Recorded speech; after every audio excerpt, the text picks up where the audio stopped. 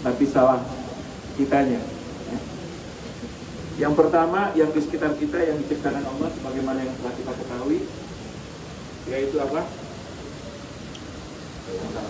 Dari terbiasa dari apa? Kanan. Dunia. Dunia itu adalah fasilitas hidup diciptakan oleh Allah. Dan ini sudah kita buka pembicaraan kita. Bapak dan Ibu, dunia ini menjadi aib, menjadi penghalang kita kepada Allah Subhanahu wa taala. Apa yang salah kemarin? Sudah tahu apa yang salah dengan dunia? Ketergantungan, keterikatan. Tidak ada yang salah dengan ini kecuali karena gara-gara cinta tempatnya salah. Gara-gara cinta tempatnya salah. Dunia harusnya tetap di luar kita. Karena dia adalah apa? Fasilitas. Yang jadi masalah gara-gara apa? Cinta. Jadi tempatnya di mana? Masukin ke hati.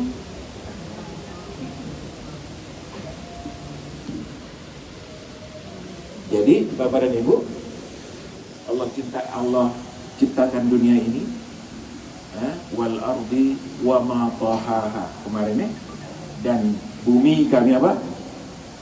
Kami hamparkan untuk siapa?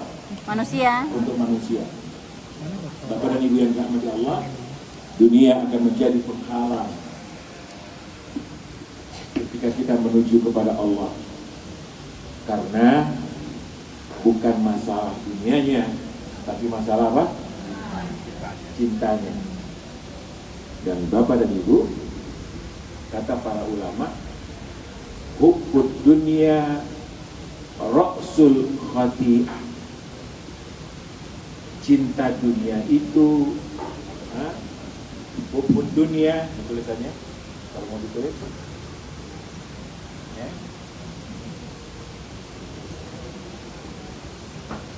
Ra'sul khati'ah.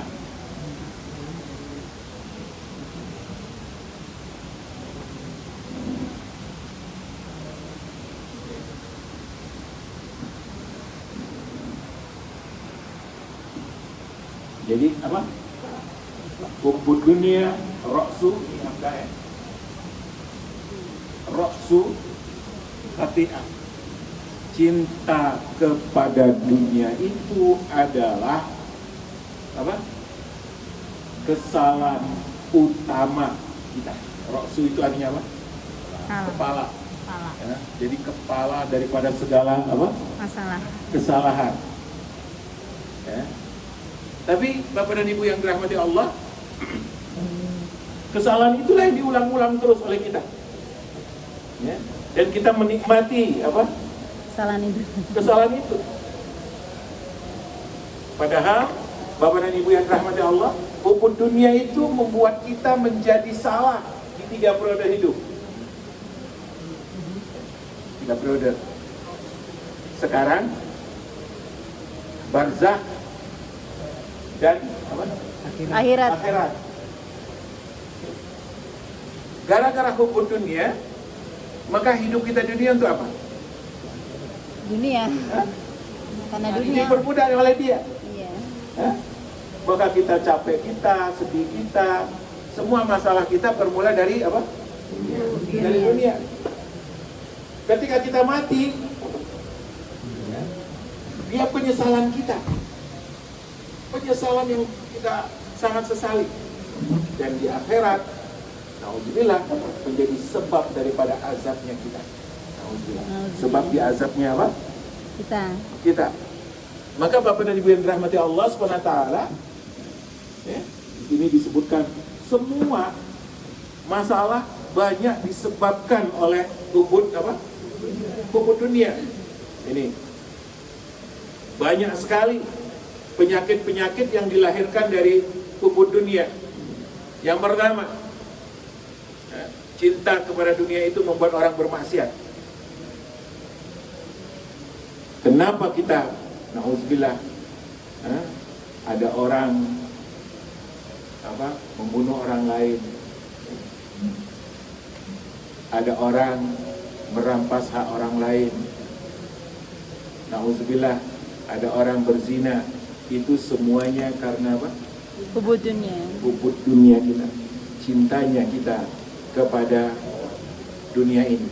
Demi dunia kita lakukan semua yang dilarang oleh Allah Subhanahu wa ta'ala. Auzubillah.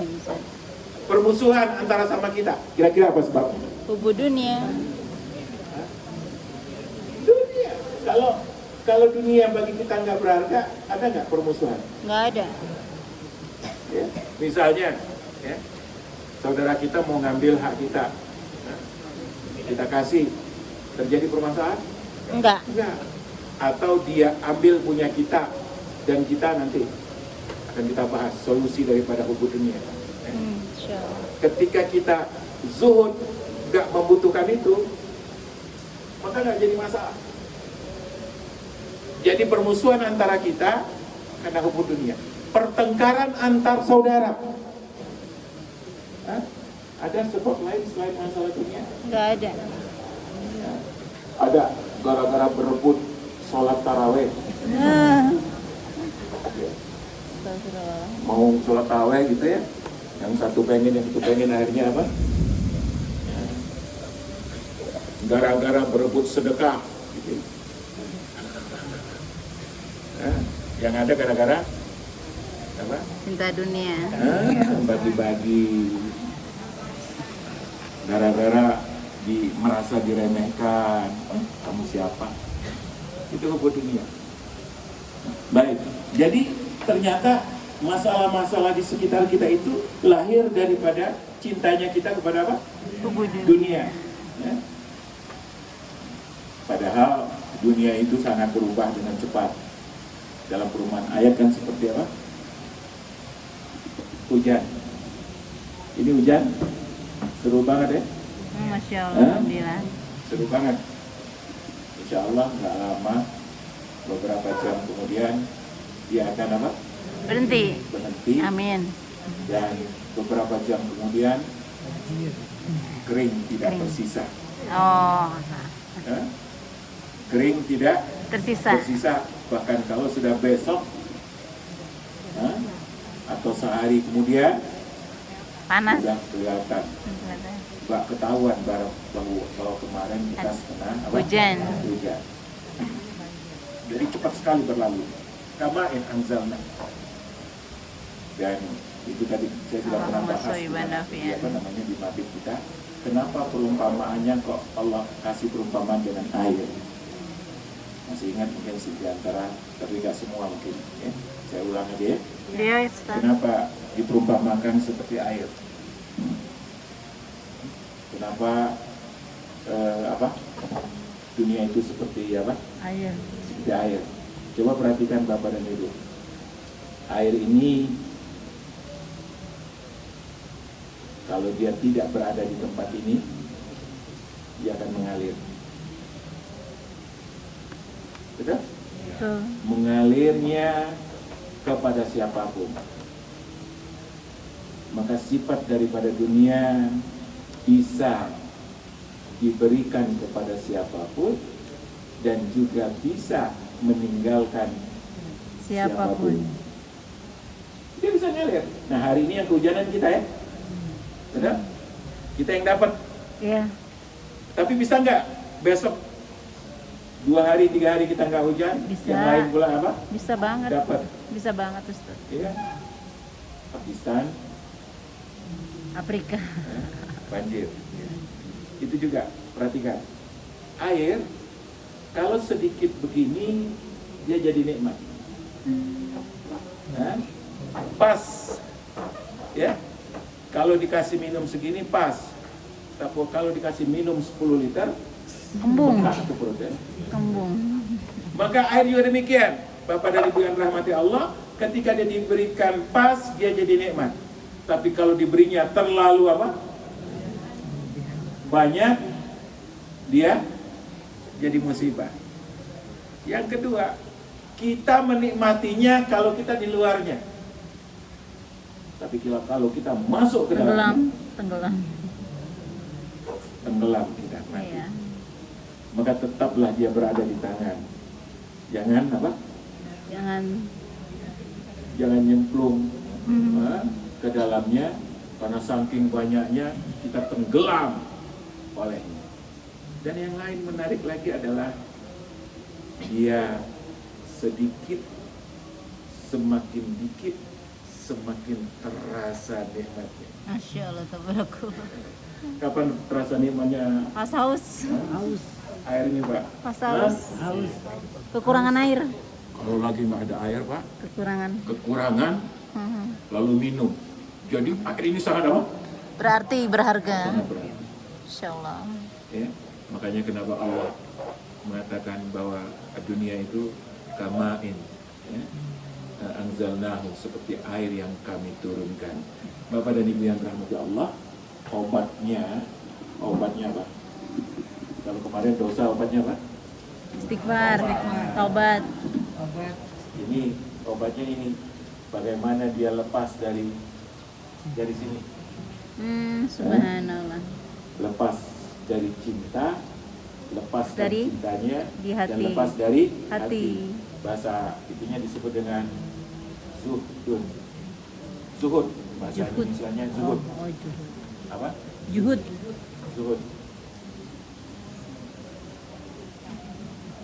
Zuhud.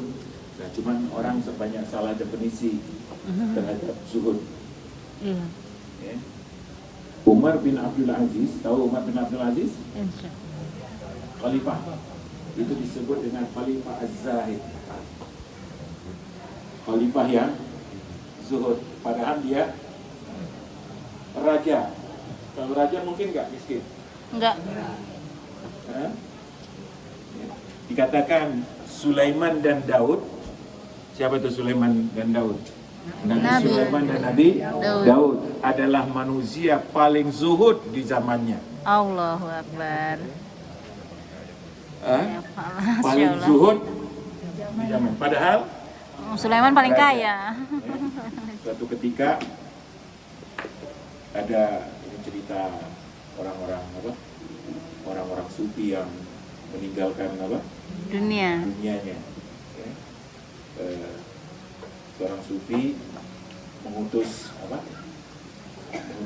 mengatakan muridnya mau pergi ke kota. Kata gurunya itu, kata orang yang sufi ini, nanti kalau kau ke kota, temui sahabatku yang termasuk orang yang Juhud. orang yang zuhud. Nah, dia temui, ya, gurunya ini, wah, baju compang-camping, pokoknya sangat sederhana sekali. Dia pikir orang yang zuhud yang akan ditemui sama ini mirip dengan apa? Gurunya. Ya. Ternyata. Taunya dia ketika mencari alamat disebutkan bulan bin bulan itu di mana? Dia lihat rumahnya Mewah, istana. besar. Istana. Terus sekarang lagi di mana dia? Oh, ini saya bertemu, ada pesan dari sahabatnya. Dia sekarang lagi diundang oleh raja. Kaget lagi.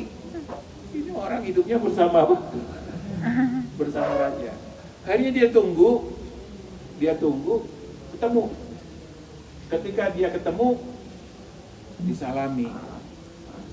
Lalu murid itu berkata, aku Fulan bin Fulan, diamanahi oleh guruku Fulan bin Fulan. Dia salam kepadamu. Lalu ketika sudah disebutkan namanya, orang ini mengatakan, sampaikan salamku kepada gurumu.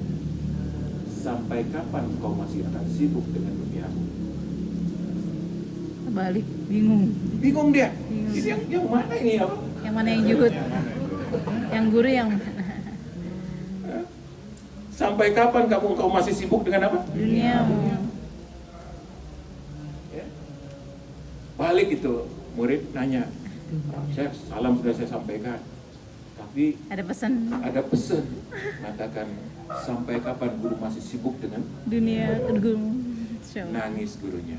Allah. Betul kata gurunya. Ipin dong. Saya dengan segala kekurangan ini masih memikirkan bagaimana saya bisa makan. Allahu Akbar. Sementara dia Nggak perlu sibuk lagi. hidupnya benar-benar sudah untuk Allah. Fokus. Bertemu dengan raja pun hanya tujuan untuk ngasih apa? Nasihat. Nasihat. Allah. Rumah yang mewah, bukan mewah besar, itu semua untuk Allah dengan kegiatan-kegiatannya. Dia tidak pernah memikirkan dirinya. Allah. Jadi dari sini dapat kesimpulan bahwa zuhud itu bukan nggak punya apa-apa, tapi bagaimana semua yang kita punya Jadi punya Allah tempatnya untuk Allah. bukan di hati kita, tapi menjadi sesuatu yang kita berikan kepada Allah Subhanahu Wa wa ta'ala. ta'ala. Bapak dan Ibu yang rahmati Allah, sudah ngisi koper belum? Harusnya sih. Salah satu yang menghalangi kita untuk isi koper karena masih di hati. Tadi udah isi koper tadi kan. Alhamdulillah. Kadang-kadang Bapak dan Ibu yang rahmati Allah, ketika kita letakkan di hati maka menjadi sangat berat. Jadi zuhud adalah apa itu zuhud? Ini saya bacakan beberapa ungkapan yang menarik sekali yang mudah-mudahan menjadi ilmu bagi kita Bapak dan Ibu. Apa itu zuhud? Karena jangan sampai salah. Zuhud itu ada 3 level. Kata Imam Ahmad, zuhud itu ada 3 level. Ya, yang pertama, ini orang sudah merasa zuhud ya, ketika meninggalkan yang haram. Nah, ini level zuhud orang yang paling sederhana, paling bawah, yang disebut dengan zuhudul awam, orang awam. Alhamdulillah Bapak dan Ibu. Yang haram dia apa? Tinggalkan. Ditinggalkan. Ya. Ya. Yang kedua, zuhud itu kata Imam Ahmad yang level yang lebih tinggi, tarkul fudul minal halal, meninggalkan yang halal-halal yang tidak bermanfaat. Oh. Meninggalkan yang apa? Yang halal. Yang halal, yang tidak Bermanfaat. bermanfaat. Semua. Makanya Nonton TV. dia fokus kepada manfaatnya. Kalau tidak bermanfaat, tinggalkan. Nah, yang lebih tinggi lagi adalah tarku ma yusghiluhu anillah, meninggalkan segala sesuatu yang menyibukkannya dari Allah. Masya Allah. Yang menyibukkannya dari Allah Subhanahu wa ta'ala. Ini ungkapan yang dikatakan oleh siapa? Imam Ahmad. Bapak dan Ibu yang dirahmati Allah Subhanahu wa ta'ala, Imam Hasan Al-Basri mengatakan kalimat yang indah, Bapak dan Ibu yang dirahmati Allah. Perkataan beliau begini, laisa zuhdu fid dunya bitahrimil halal, bukanlah zuhud di dunia ini dengan meninggalkan yang halal, wala idha'atul mal, bukan kita buang-buangin semua ini apa? Ini dunia lalu kita buangin. Tapi perhatikan Bapak dan Ibu, yang dimaksud dengan zuhud adalah antakuna bima fi yadillah au minka bima fi yadika. Zuhud itu adalah ketika apa yang ada pada Allah au minka, lebih engkau harapkan, lebih engkau inginkan dari apa yang ada pada tanganmu. Apa maksudnya Bapak dan Ibu? Apa yang ada pada Allah lebih kita apain? Harapkan. Harapkan, lebih kita inginkan Inginkan. dari apa yang ada pada kita. Apa itu? Apa yang ada pada Allah? Ridho. Hah? Ridho. Ridhonya Allah, pahalanya Allah, surganya Allah. Masya Allah. Itu lebih Diharapkan. kita harapkan dari apa yang ada pada tangan kita. Apa yang ada pada tangan kita? Dunia. Dunia. Ya, itu zuhud. Jadi ketika dibandingkan antara dunia dengan pahala, yang mana yang dicari? Pahala. Pahala. Itu zuhud. Masya Allah. Bismillah. Satu memberikan keuntungan dunia, satu memberikan keuntungan pahala. Mana yang dipilih? Pahala. Pahala. Kenapa pilih pahala? Karena Nah, cinta Allah. dunianya sudah tidak di hati. Allah. Dunia sudah tidak di hati. Berikutnya ada mengatakan zuhud itu adalah ketika antara dikasih dan dikasih atau diberi dengan diambil sama. Antara yang dikasih Robi. Antara dikasih atau diberi dengan Diambil sama rasa. sama. Ditambah tidak sombong, diambil Tidak sedih. sedih. Nah ini kajian udah level apa? Berarti Level 2. netral ya Ustaz. Nah, Bapak dan Ibu diberi tidak apa? Tidak sombong. Tidak naik ya, Nah, baca. tidak merasa diambil tidak hebat. sedih. Diberi, dikasih tidak sombong. diambil tidak merasa sedih. Ya.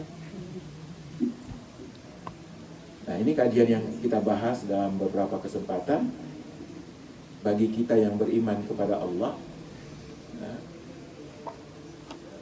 jadi memang zuhud ini kalau kita mempunyai keyakinan yang kuat, zuhud ini bisa kita lakukan kalau yakin, bukan sekedar iman tapi apa? Yakin betul, yakin itu levelnya lebih tinggi.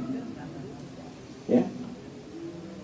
Yakin itu artinya adalah membuat apa yang tidak terlihat sama dengan yang terlihat. Masya Allah. Aku yakin Ustaz. Dikasih duit Alhamdulillah. dengan dikasih pahala. Pahala. Kalau pahala tidak terlihat, duit terlihat. Tapi ketika kita yakin dengan pahala, maka yang tidak terlihat itu melebihi daripada yang Lihat. terlihat. Insya Allah. Bisa dipaham Bapak dan Ibu? Insya Ya. Allah. Jadi misalnya kita ingin melakukan sesuatu, ya, dalam tanda petik orang melihatnya sebuah kerugian. Ya, ibu itu buang-buang waktu. Coba jam sekian cari uang, dapat duit. Orang yang tidak zuhud, cinta dunia, yang melihat yang nyata di depan mereka adalah apa? Materi. Duit, materi. Tapi bagi orang yang yakin, walaupun tidak ada yang bertampak dalam pandangan orang, tapi dia betul-betul yakin bahwa Allah berikan apa? Pahala. Makanya transaksi itu terjadi dan tetap diyakini untung. Amin. Abdurrahman bin Auf. Abdurrahman bin Auf itu zahid. Apa? Zahid. Padahal Abdurrahman bin Auf itu orang kaya. Masih pernah dengar cerita yang dia punya barang apa? Barang dagangan 1000 unta ya. Perhatikan Pak, ini real bagaimana yakin itu. Ya. Datang kepada dia orang-orang Madinah, udah deh daripada engkau repot untuk jual, kami borong semuanya. Sebelum barang masuk semua sudah kami apa? Bayar. Kata Abdurrahman, harga BBM pada naik. Keuntungan juga harus apa? Naik. Barang naik. Berapa kali dari biasanya engkau akan ngasih untung? Kami kasih 100%. Jadi harga 1000 dibeli 2000. Kata Abdurrahman, hari kini hanya segitu untungnya. Enggak, saya tahu kalian ini orang yang pintar ngambil apa? Keuntungan. Ngambil untung. Hah? pasti nanti kalian akan berlipat-lipat ngambil untung. Kasih lebih. Kasih lebih. Semua pedagang kompak menghadap Abdurrahman bin Auf supaya barang itu mereka monopoli. Dan kalau sudah monopoli, Agak tinggi harga berapapun dibeli. oke, kata para pembeli itu, kami kasih 3 kali lipat. Jadi 3.000. Ya. Masih murah. Allah. Kebayang Bapak dan Ibu, barang yang begitu banyak dengan keuntungan yang berlipat, itu dahsyat sekali ya. Sampai 5 kali lipat. Kata Abdurrahman, masih murah. Lalu pedagang itu mengatakan, nggak ada yang akan membeli. Semua yang hadir di sini adalah para pedagang yang ada di Madinah. Siapa yang akan membeli kalau lebih dari 5 kali lipat? Kata Abdurrahman, ada. Allah. Ada. Mereka selagi siapa yang nggak hadir? Siapa yang nggak hadir? Yang bikin apa? Penawaran di belakang, nelikung di belakang, sehingga ada yang mau beli dengan lebih. Kebayang Bapak, harga beras dari 10.000 jadi 50.000 ada yang beli? Yang banyak ada yang demo Bu, penjara. Maka pedagang itu mengatakan nggak ada. Kata Abdurrahman bin Auf, ada yang akan memberi saya pembelian yang memberikan keuntungan lebih daripada itu. Perhatikan Bapak dan Ibu. Rata nggak lihat. Cash enggak itu, duit itu? Enggak. Tadi yang 2 kali lipat itu? Enggak, Cash ya? cash. Ada di depan mata ya? Ada. Inilah perbedaan antara orang yang yakin dengan tidak yakin.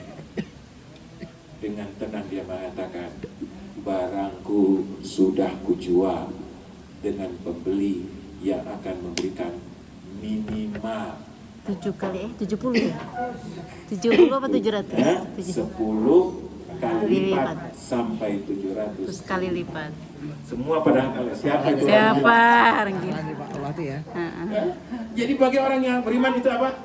Impossible. Impossible, nggak masuk akal. Semuanya sudah kujual kepada Allah. 100% barang itu jadi sedekah. Masya Allah. Bagi siapa? 700 kali lipat, 10 sampai 700 kali lipat itu real. Apa? Nyata. Mata orang pembeli itu nggak ngelihat, Iya, tapi mata batinnya yakin betul itu ada. Itu yang disebut dengan apa? Yakin.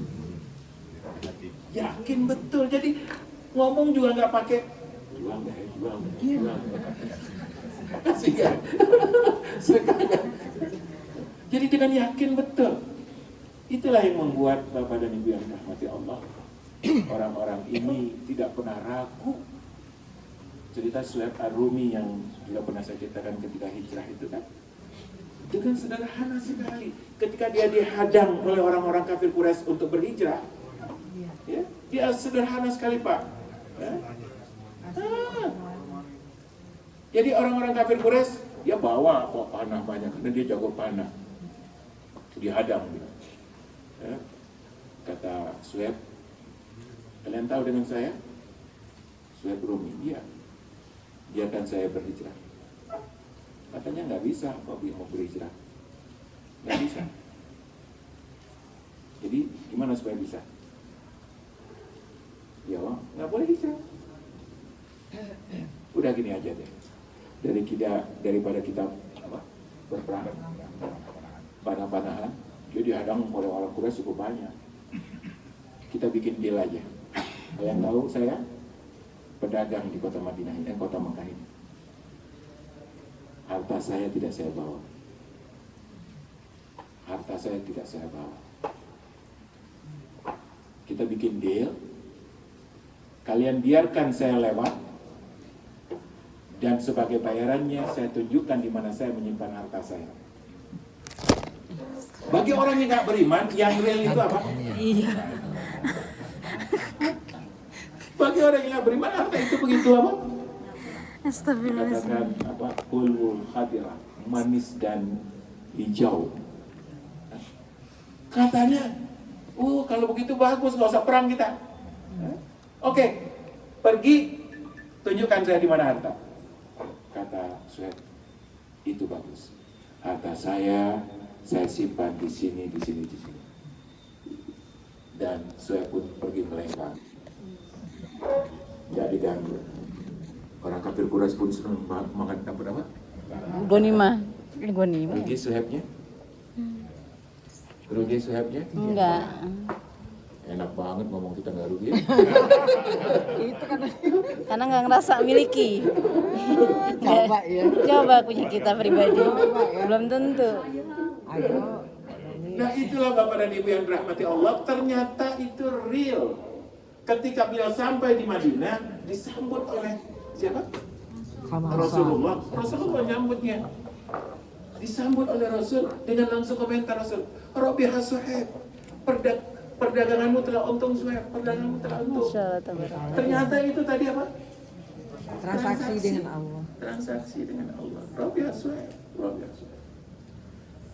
Jadi Bapak dan Ibu yang rahmati Allah, bagi orang yang masih menurunkan dunia, dia tidak akan pernah mau berhijrah dengan mengorbankan itu. Tapi bagi mereka, karena sudah yakin, dia sudah lepas dia apa? Dari hati dan sudah dia tidak cintai. Bapak dan Ibu yang rahmati Allah, zuhud itu adalah merupakan cara kita tidak terikat dengan dunia kita. Bahasa yang sederhananya, Bapak dan Ibu, tetaplah dunia di tangan kita. Jangan letakkan dia Di hati. di hati. Jadi naruh duit di mana, Bu? Di tangan. Hah? Di bank. Naruh duit di mana, Bu? Ibu bantal. Yang repotnya di tangan Ustaz nih, di dompet. Coba dikasih. Iya kan? Di dompet. Benar. Tampaknya di dompet. Tapi dompet yang kecopetan, Hilang deh. hatinya ya. Sedih. Hatinya yang sedih. Itu namanya di hati. Dan sekarang Bapak dan Ibu yang dirahmati Allah, ya cerita-cerita yang kita ceritakan dalam Husnul Khotimah yang pertama, itu adalah contoh-contoh konkret orang yang hidupnya tetap menikmati dunia, tapi dengan cara yang berbeda.